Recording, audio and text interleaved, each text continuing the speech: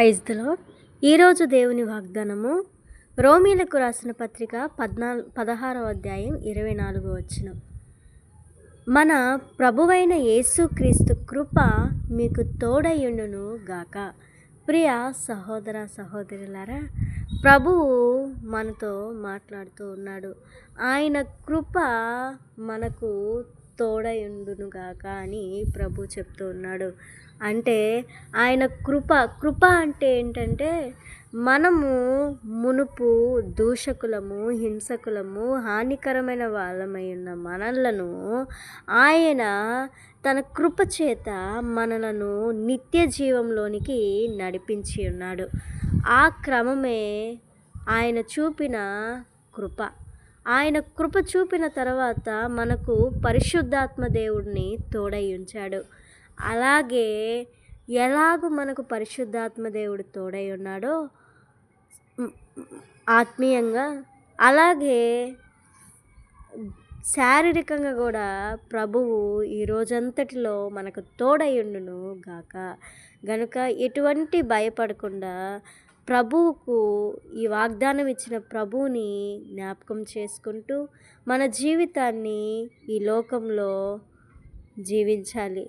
ఇట్టి కృపనిచ్చిన ప్రభువునకు మనం కృతజ్ఞత స్థుతులు చెల్లించబద్దులమై ఉన్నాం.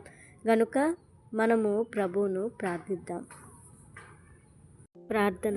ప్రేమ నమ్మకలిగిన మా దేవా, సర్వోన్నతుడా, సర్వశక్తిమంతుడా, నీకు స్తోత్రాలు ప్రభువా.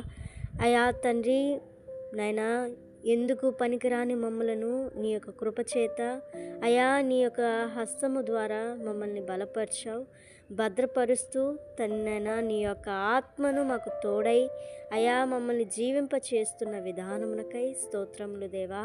అయా నీవు ఇచ్చిన వాగ్దానములు గొప్పవి ప్రభువా. అయా ఈ వాగ్దానాన్ని మా హృదయంలో అమర్చుకొని ఈ వాగ్దానుసారంగా మా హృదయాలను తండ్రి ధైర్యపరుచుకొని నీ యొక్క విశ్వాసంలో నీలో నమ్మకంగా ఎదుగులాగున మమ్మల్ని చేయదేవా. నీకు స్తోత్రాలు ప్రభువా.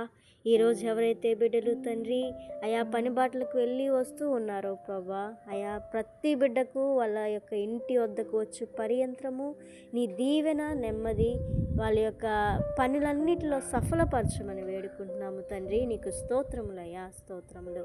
అన్ని విషయాల్లో కృప చూపించండి అయా తండ్రినైనా. ఈ వీడియో రాజ్య వ్యాప్తినకు వాడబడులాగున నీ కృప చూపించు ప్రభా. అనేక మంది చూసి నీ వైపుకు తిరిగి అయా నీవే నిజరక్షకుడు అని అనేక జనములు తెలుసుకునే విధంగా దయచేయమని వేడుకుంటూ ఈ యొక్క చిన్ని ప్రార్థన ఆలకించమని వేడుకుంటూ నజరేయుడైన యేసుక్రీస్తు నామమున ప్రార్థిస్తున్నాము తండ్రి. ఆమేన్.